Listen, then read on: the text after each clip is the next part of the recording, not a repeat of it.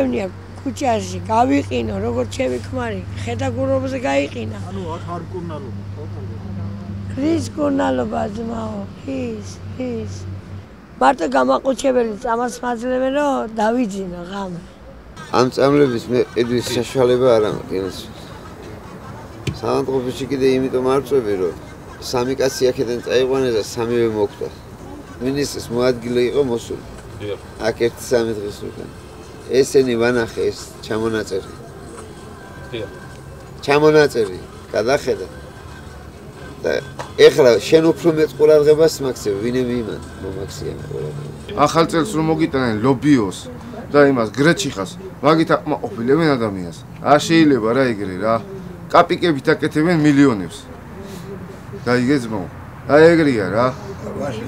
ვაშლები და ნამცხრებით უნდათ რომ ხალხი და სიაფანო ეგრე არ გამოვა მინდა რომ ვიკურნალო ცოტა ნორმალურად იყო აქ ექსაჯმენტიც არ არის უბრალოდ შედის საწყობში ნახეთ რამდენი საკვებია შენახული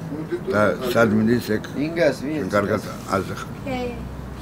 ახალი საჭმელსაც არ გაძლევენ ასწავლებს არ გაძლევენ აი რაღაცა აი პატრიარქმაც